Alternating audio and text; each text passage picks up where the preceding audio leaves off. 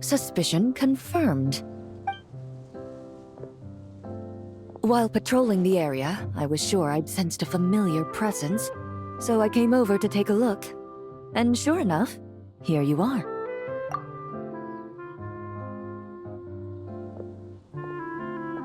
If Miss Charlotte were to see you like this, I'm guessing she'd take 100 pictures and write up a report. Sword-wielding traveler's secret side hustle. Exclusive cocktails from Tevat's Explorer Extraordinaire. You'd make the front pages of every major newspaper. And there'd be crowds of Fontanian tourists flocking to your drink stand, causing gridlock on the streets of Mondstadt.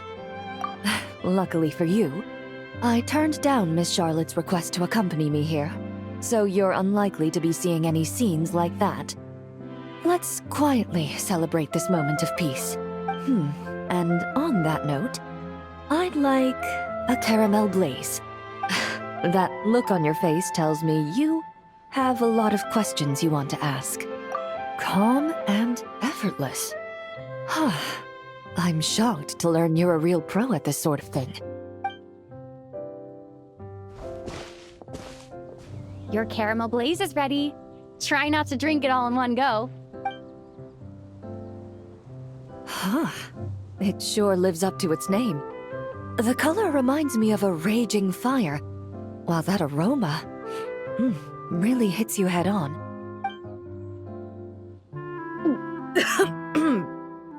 It's quite strong. I'm all right. I just need a little time to get used to it. As I recall, the last time I drank alcohol was at a wine tasting event that Navia invited me to last year. I only had a small sip of Sassica wine, and it was nowhere near as strong as this concoction of yours. From a purely rational perspective, alcohol can cause dizziness and impair one's ability to work, so it's best avoided altogether.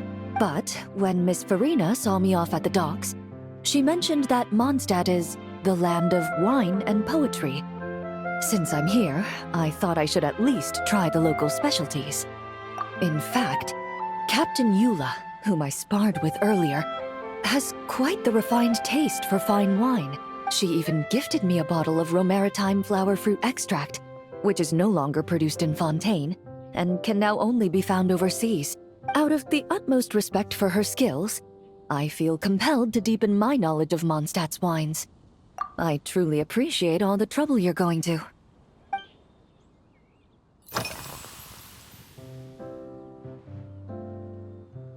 I've seen a little.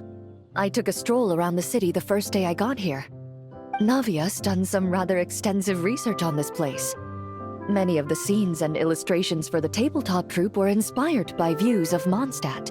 However, the way she describes the atmosphere in her world building is quite different from the real Mondstadt.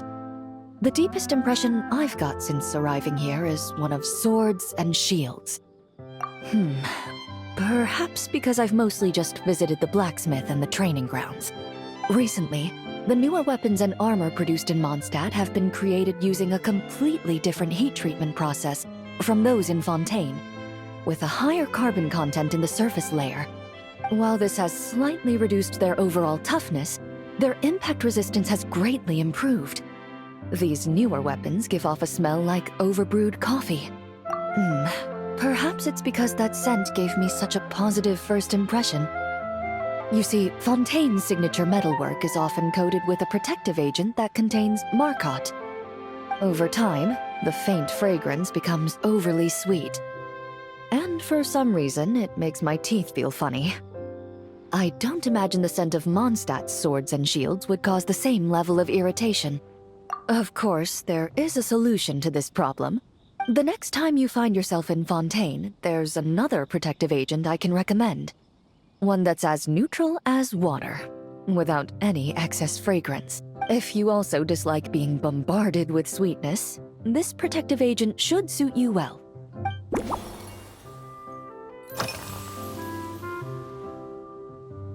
Indeed it is. The knights codenamed Hazelnut 3 and Hazelnut 5 gave me this crest. I must say, it's exquisite. They told me the design has only just been finalized. Apparently, it's only presented to important guests. They said they're making a badge for you, too, but it hasn't been finished yet. You're not wrong.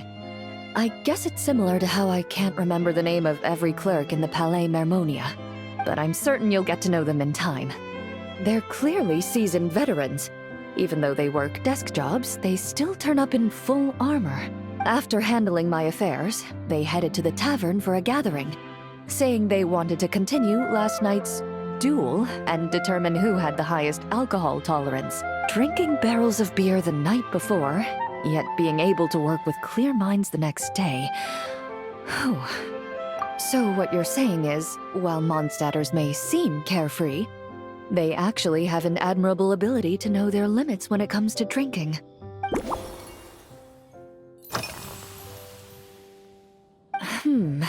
When I'm working, I often drink coffee. But with meals, I prefer a lighter tasting drink, like Buell fruit juice. Since I eat a lot of meat, the slight acidity of the juice helps balance out the greasiness. Over time, I've grown accustomed to the sour taste. After the swordsmanship exchange, the Knights of Favonius rather kindly treated me to some traditional Mondstadt cuisine. I had 8 different meat dishes, and all of them were excellent. The portions were huge, and only the highest quality cuts were used. Everything was cooked to absolute perfection. Of course, there was still room for improvement. When catering to tourists, the sticky honey roast and pile 'em up might benefit from a slightly lighter sauce. I've certainly tried all the red meat dishes. I think I've had enough calories to sustain 3 days of vigorous work, so I've had to decline all subsequent dining invitations. To be honest, I can still taste the grease. There must be a way to cleanse my palate. Huh? Does that mean she's already finished her commission? Well, she's certainly efficient. Once I return to Fontaine, perhaps I can let Sigewinne know that I'd be happy to purchase her latest perfume. I'm not sure I'd say that. On my way to Mondstadt, we happened to take the same boat. Naturally, we got to chatting. I've often heard Sigewinne praise her work.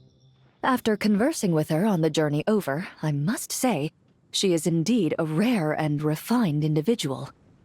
She's gentle and composed, yet keeps others at a distance. Perhaps it's due to her profession. I find this approach ideal. It allows one to maintain a lasting sense of inner peace. Oh, thank you, but there's really no need to set anything up. Our work rarely intersects, and our social circles hardly make for a Venn diagram, if you know what I mean.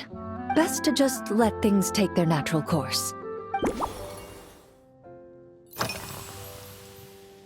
Are you already planning the details of our hypothetical get-together?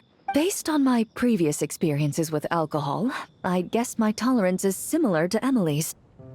Fruit liqueur is probably my limit, so when the time comes, I think you'd be best off mixing similar drinks for the both of us.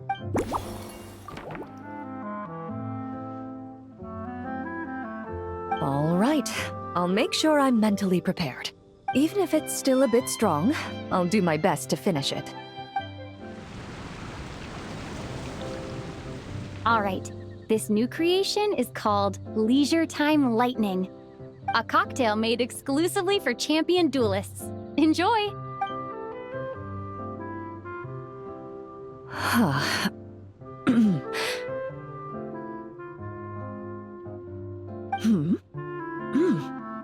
Have you added fruit wine? It tastes wonderful. This is ideal for me. There's a subtle saltiness that combines well with the tartness of the fruit and the sweetness of the caramel. Each sip balances delicately on the edge of perfection.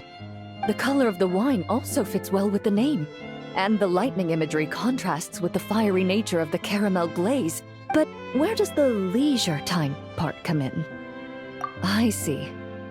That certainly matches the impression this cocktail gives me. Its unique aroma and taste will hold a special place in my memories of Mondstadt. Do you think, if the chance were to present itself, you'd be interested in mixing drinks somewhere else? A cafe, for instance. or the Hotel de Boer. Mostly for Navia and Miss Farina's sake. Though obviously I'd be more than happy to try more of your masterpieces myself.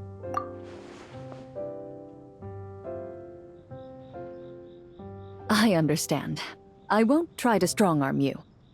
In any case, I truly appreciate your hospitality. Thanks to you, whether I'm summarizing the key lessons from my exchange with Miss Eula, or discussing strategy with the Knights of Favonius, I'll be in my best condition.